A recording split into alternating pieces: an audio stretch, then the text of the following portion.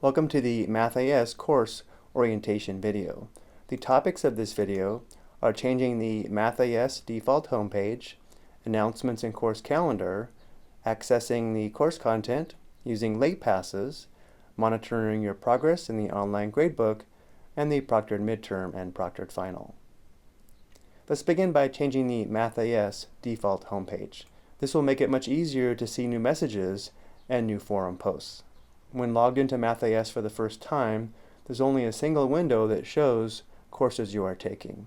We want to change this by clicking Change User Information, and then check these first two boxes under Show on Homepage.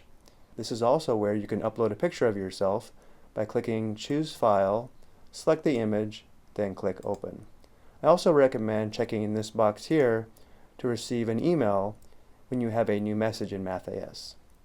Now scroll down and click Update Information. Notice now there are three windows on the home page, one for the courses you are taking, one for new messages, and one for new forum posts. And now let's enter the course by clicking on the link under Courses you are taking. Now let's review the course calendar and announcements. The course calendar is always at the top of the course, and it shows all the due dates for the course. You can access the course assignments by clicking on a particular day, and the links to the assignments show below the calendar. Under the calendar are the announcements. It's important to always read the announcements because this is the main way that I communicate important information about the course. And now let's review how to access the course content. The course is organized very similar to a textbook where there are chapters and sections. Let's open Chapter 5 by clicking Chapter 5, and notice how Chapter 5 has 5 sections. Before we look at a particular section though, notice how there's a folder at the top for chapter resources. These are not available from the calendar, and that's why it's important to access the course content through the chapters. If we click on the chapter resources, notice how there are extra notes and examples for each section. You may want to print these for your notebook. If we go back out to the sections, every section is always organized in the same way. There are 3 links within each section. If we click on section, let's say 5.3, notice how there's a link for the online textbook, for the video assignment, and for the homework assignment. If we click on the textbook link, the text is a PDF file that you are free to download or print. You will also find the link to the practice test and the chapter tests in the chapter folder. And now let's review late passes, which allows you to customize your due dates. If we go back to the course homepage, looking at the calendar, notice how for these 2 assignments there's a link on the right that says Use Late Pass. Everyone starts with a set number of late passes depending on the course, and each late pass extends the due date of one assignment by a set time, again based upon the course. So make sure you check the course syllabus for this information. Late passes must be submitted before the official due date.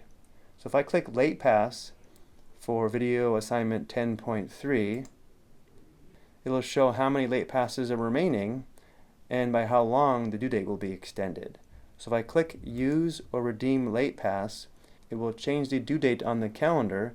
If I click on the 17th, notice how video 10.3 is now due on this date.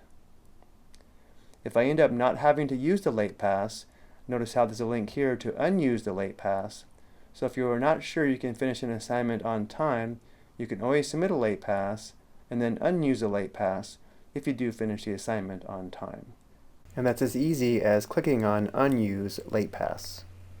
However, if you do use a late pass, the score will count as a 0 after the official course due date until you complete the work.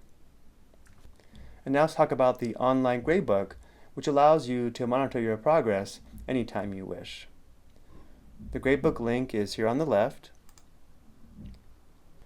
This is where you can see all of your scores for every assignment. At the very bottom of the gradebook, there's a past due grade and a past due and attempted grade. The most important column is the past due grade. This is your grade based upon the official course due dates. The past due and attempted grade includes work that you have completed before the due date. And now let's finish by talking about the proctored midterm and proctored final. Both the midterm and final have two parts. The first part is a take-home part that you will work out by hand and upload. The second part is the proctored part that must be proctored. It can be taken for free from the PC Testing Center. However, there are other options to take the proctored part that even includes taking it from any location using an online proctoring service, though there is a fee. I hope you found this orientation helpful. I'm here to help you learn and be successful, so if you have any questions, please contact me.